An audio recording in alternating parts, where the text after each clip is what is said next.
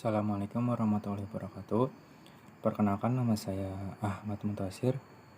Saya di sini ingin menjelaskan arti dari distribusi teoritis mata kuliah Statistik B. Jadi kita masuk. Pertama adalah distribusi teoritis adalah suatu daftar yang disusun berdasarkan probabilitas dan dari peristiwa-peristiwa bersangkutan. Dan ini contohnya.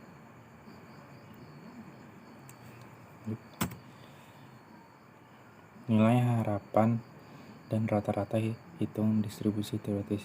Pertama, nilai rata-rata hitungan tertimbang jangka panjang dari distribusi teoritis disimpulkan X dan kurung F. Dan kedua, misalnya X adalah suatu variabel random dengan distribusi probabilitas F dalam kurung X atau P dalam kurung X dengan X. Maka selanjutnya di jenis-jenis distribusi teoritis. Yang pertama, distribusi teoritis diskrit. Suatu daftar distribusi dari semua nilai variabel random diskrit dengan probabilitas terjadi masing-masing nilai tersebut. Suatu fungsi f dikatakan mirip fungsi probabilitas distribusi dari variabel random diskrit jika memenuhi yang pertama f dalam kurung x lebih dari 0 x kuadrat r. Yang kedua, f dalam kurung x sama dengan 1, p dalam kurung x sama dengan x sama dengan f dalam kurung x.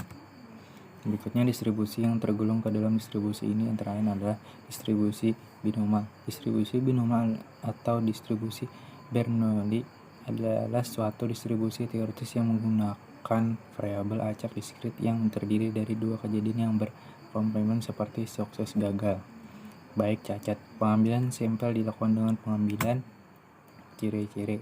Pertama, setiap percobaan menghasilkan dua kejadian. Contoh yang pertama, lulus sukses, tidak lulus gagal. Yang kedua, senang sukses, tidak senang gagal. Puas sukses, tidak puas gagal. Setuju sukses, tidak setuju gagal. Barang bagus sukses, barang rusuh gagal. Yang kedua, setiap eksperimen mempunyai dua hasil yang dikategorikan menjadi sukses dan gagal.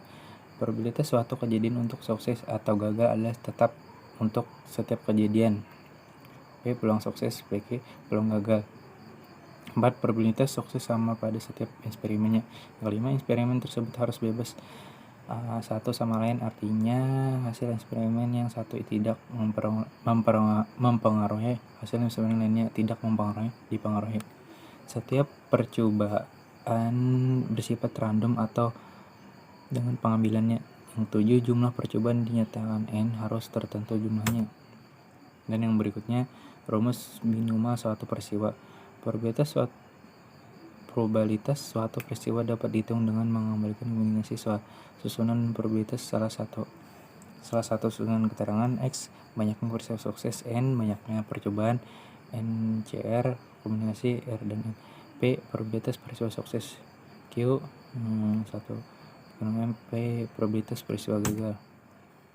Yang berikutnya adalah distribusi Poisson. Distribusi Poisson adalah pengembangan dari distribusi binomal yang mampu mengkalkulasi distribusi probabilitas dengan kemungkinan sukses P sangat kecil dan jumlah eksperimen N sangat besar, misal 1000 atau lebih. Distribusi Poisson banyak digunakan dalam hal menghitung probabilitas terjadi peristiwa menurut satuan waktu, ruang, luas, panjang tertentu, seperti penghitungan probabilitas dari tersebut banyak telepon per menit, banyaknya mobil lewat selama 5 menit dari suatu luas jalan, banyaknya bakteri dalam tetes 1 liter air, banyaknya kesalahan ketika per halaman. Rumus probabilitas Poisson suatu peristiwa. Keterangannya sudah sini. Berikutnya, distribusi hypergeometrik. Distribusi hypergeometrik sangat erat kaitan dengan distribusi binomial. Perbedaan antara distribusi hypergeometrik dengan binomial adalah bahwa pada distribusi hypergeometrik percobaan tidak bersifat independen. Artinya antara percobaan salah satu dengan yang lain berkait. Selain itu, probabilitas sukses berubah tidak sama dari percobaan yang satu ke percobaan lainnya. Pengambilan acak dilakukan tanpa pengambilan. Berikutnya, distribusi hypergeometrik menggunakan variabel distrik dengan dua kejadian yang berkomplementer. Pengambilan sampel dilakukan tanpa pengambilan keterangan. N ukuran probabilitas. N ukuran sampel ke banyaknya unsur yang sama pada probabilitas X banyaknya peristiwa sukses. Mungkin itu saja yang bisa saya sampaikan. Terima kasih. Wassalamualaikum warahmatullahi wabarakatuh.